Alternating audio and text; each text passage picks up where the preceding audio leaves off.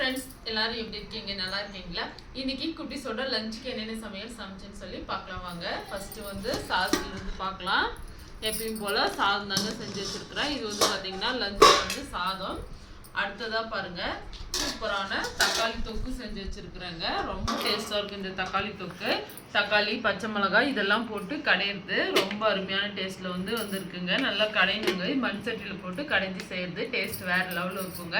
இது பார்த்திங்கன்னா சப்பாத்தி, இட்லி, தோசை கூடலாம் வச்சு சாப்பிட்லாங்க. ரொம்ப அருமையாக இருக்கும். அடுத்ததாக வாங்க, பிரேக்ஃபாஸ்ட்டுக்கு வந்து பார்த்திங்கன்னா சாம்பார் செஞ்சு வச்சுருக்காங்க. இட்லி சாம்பார், இட்லிக்கெல்லாம் வைக்கும்ல அது போல் சாம்பாருங்க. இது ரொம்ப அருமையாக இருக்குங்க. இது வந்து பார்த்திங்கன்னா இட்லி, தோசை கூடலாம் வச்சு சாப்பிட்லாம். சாதத்துக்கும் நல்லா இருக்குங்க. செஞ்சுட்டு தாளித்து வச்சுட்டேங்க. லாஸ்ட்டாக வந்து சட்னிக்கும் இதுக்கு பருப்பு சாம்பாருக்கும் வந்து ஒரே முட்டை வந்து தாளித்து வச்சுட்டேன். இது வந்து பார்த்திங்கன்னா தோசைக்காக தாங்க செஞ்சுருக்கிறேன். தோசை வந்து சாப்பிடும்போது சுட சுட செஞ்சுக்கலான்னு சொல்லி தோசை வந்து குட்டீஸ் மட்டும் செஞ்சு கொடுத்தாச்சுங்க.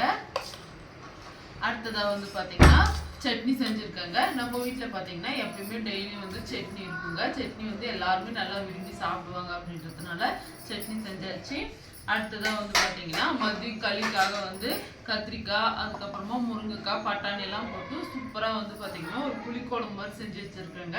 இது வந்து பார்த்திங்கன்னா மதியம் போல் வந்து களி செஞ்சுவோங்க. களிக்கு வந்து சாப்பிட்டுக்கலான்னு சொல்லி செஞ்சுட்டேன்.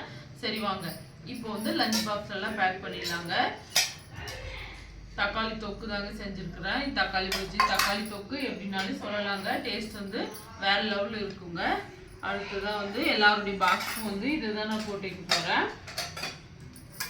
இது வந்து அன்சிக்காலுக்கு வந்து சாதங்க. இன்னைக்கு சாதம் தாங்க செஞ்சு வச்சுருக்குறேன். குட்டிஸ் லஞ்சுக்கு எல்லாருமே வந்து சாதமே வந்து வைக்க போகிறேன். காலையில் வந்து பார்த்திங்கன்னா தோசை சாப்பிட்டாங்க அப்படின்றதுனால மதியத்துக்கு வந்து சாதம் தாங்க.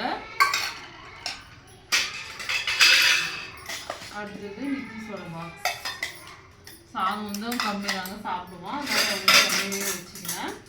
அடுத்ததாக பூவரிசிக்கு சாதம் இப்போல்லாம் பார்த்தீங்கன்னா காலையில் டைமில் சாதம் வந்து கொஞ்சம் கம்மியாகவே செஞ்சுக்கிறதுங்க. ஏன்னா நைட்டில் வந்து மதியத்தில் வந்து களி செய்கிறோம் அப்படின்றதுனால சாயந்தரத்துக்கு வந்து சுட சுட செஞ்சு சாப்பிடலான்னு சொல்லி கம்மியாக தாங்க செய்கிறது. அடுத்ததாக அஞ்சிக்காலுக்கு வந்து தக்காளி தொக்கு வந்து அதிகமாகவே கேட்டிருந்தா. அவங்க ஃப்ரெண்டுக்கும் வந்து சேர்த்து எடுத்துன்னு போகிறேன்னு சொன்னதுனால இன்றைக்கி அவள் பாக்ஸுக்கு கொஞ்சம் அதிகமாகவே வச்சுக்கிறேன்ப்பா. அடுத்ததாக சரணையோட பாக்ஸுக்கும் தக்காளி தொக்கு வச்சுக்கிறேன். அடுத்ததாக சாப்பாடு கொடுத்துக்கிறேன். சரணையோட போகாம பாரு, நேற்று அதிகமாக வச்சுட்டுன்னு சொன்னேன்.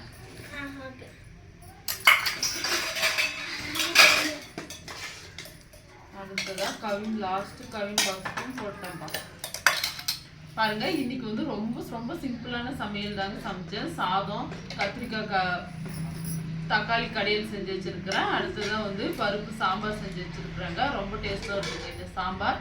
அடுத்ததாக வந்து வேர்க்கடலை, தேங்காய்லாம் போட்டால் எப்பயும் போல் சட்னி செஞ்சுட்டேன். இது வந்து பார்த்திங்கன்னா கத்திரிக்காயும் பட்டாணியும் போட்டு முருங்காய் போட்டு சூப்பராக ஒரு புளிக்குழம்பு செஞ்சுட்டேங்க. பிரேக்ஃபாஸ்ட்டுக்கு இன்றைக்கி இதெல்லாம் தாங்க நான் சமைச்சிருந்தேன். சாதம், தக்காளி கடையில் வந்து பார்த்தீங்கன்னா குட்டீஸோட லஞ்சுக்கு பேக் பண்ணிட்டேன். ஃப்ரெண்ட்ஸ், இந்த வீடியோ உங்களுக்கு பிடிச்சிருக்குன்னு நினைக்கிறாங்க. பிடிச்சிருந்தா மறக்காமல் லைக் பண்ணிவிட்டு சப்ஸ்கிரைப் செய்யுங்க. அடுத்ததாக ஒரு இன்ட்ரெஸ்டிங்கான சமையல் வீடியோவில் பார்க்கலாம் ஃப்ரெண்ட்ஸ். அது வரைக்கும் பாய்.